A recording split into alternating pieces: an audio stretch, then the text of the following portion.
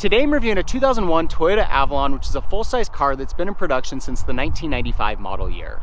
The Avalon is currently on its 5th generation, and this 2001 falls into the 2nd generation, sold from the 2000 to 2004 model year. It also saw a minor refresh in 2003 that included a revised grille, headlight, and taillight design, as well as a few modifications to the interior. The Avalon is built in the same Georgetown, Kentucky factory as its smaller sibling, the Toyota Camry, and it's built on a lengthened platform of that Camry model.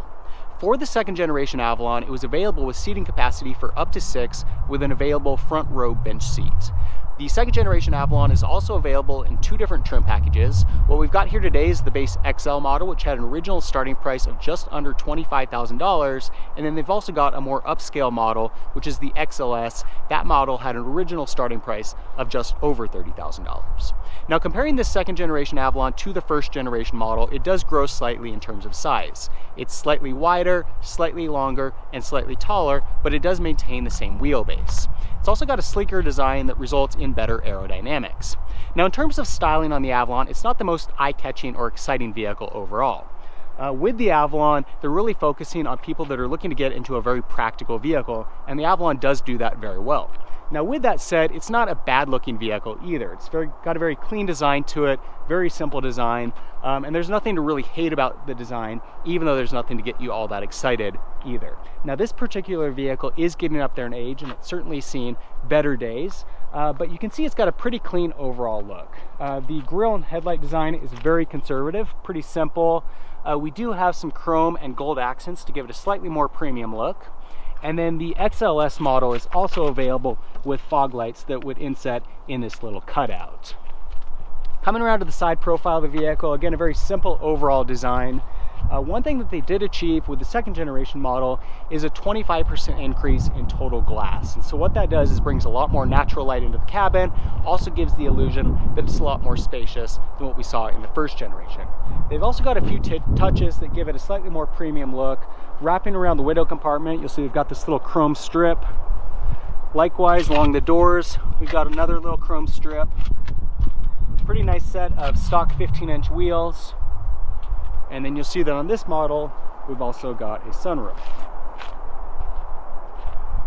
And coming around to the back of the vehicle, again, a pretty clean design here as well. They do attempt a little bit to give it a stylish taillight design. I'm not really sure whether they accomplished that or not, but it doesn't look bad. You see we've got our taillight here, blinker, backup light, and then you'll see that we've got some more of those gold accents and a little bit of chrome.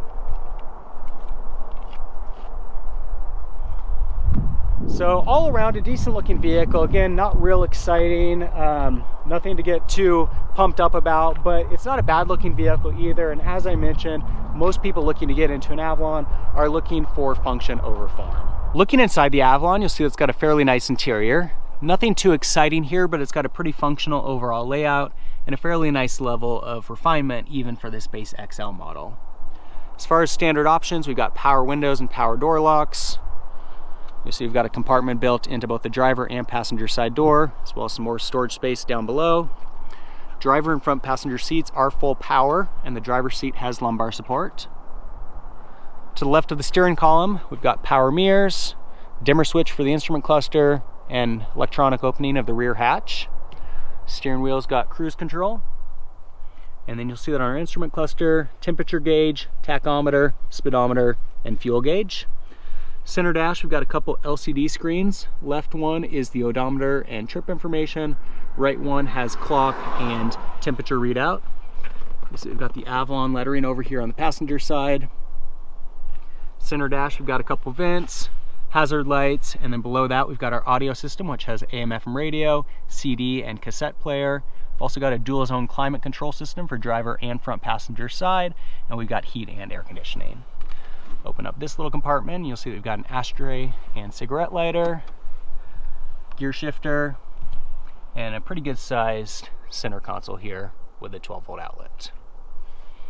Up above, we've got a manual dimming rear view mirror, compartment for sunglasses, reading lights, and then a tilt and sliding sunroof. Controls for the sunroof are very unique. I haven't really seen any controls for a sunroof that look quite like those. And overall, pretty nice interior. Looking into the rear seat of the Avalon, you'll see that it's very spacious. Plenty of legroom back here. Center console has some built-in storage space.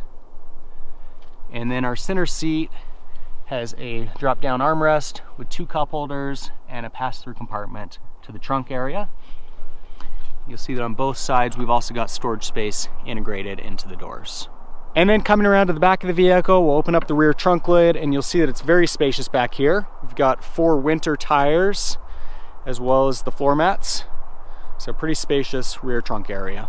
The Avalon is front-wheel drive, and under the hood you get a 3-liter V6 with 210 horsepower and 220 pound-feet of torque. That's paired to a 4-speed automatic transmission and good for an EPA rating of 18 miles per gallon in the city and 27 miles per gallon on the highway.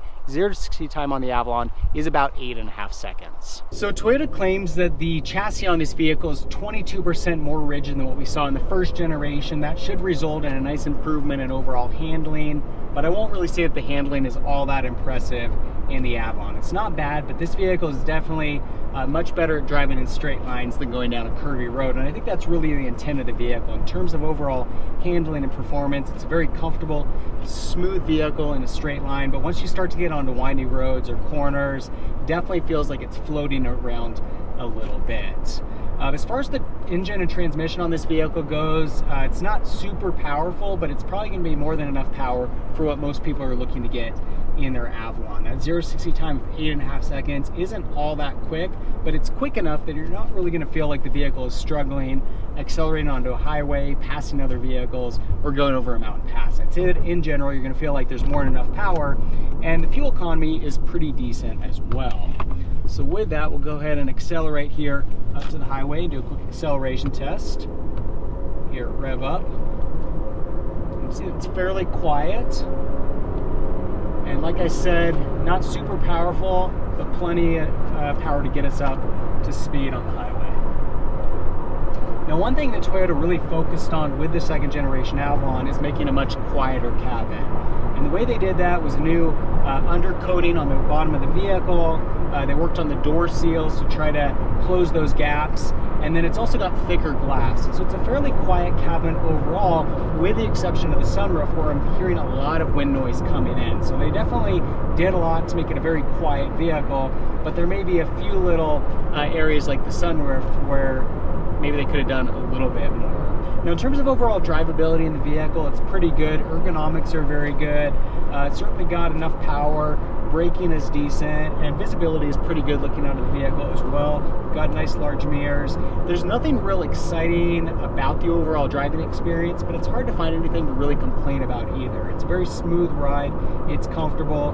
Handling isn't great again on those windy roads, but in terms of just highway driving, it definitely is a pretty comfortable vehicle. So that's the second generation model of the Toyota Avalon. Not the most exciting vehicle to look at, but still a pretty solid package all around. It's very spacious inside, it's comfortable, it's economical, and a very reliable vehicle as well.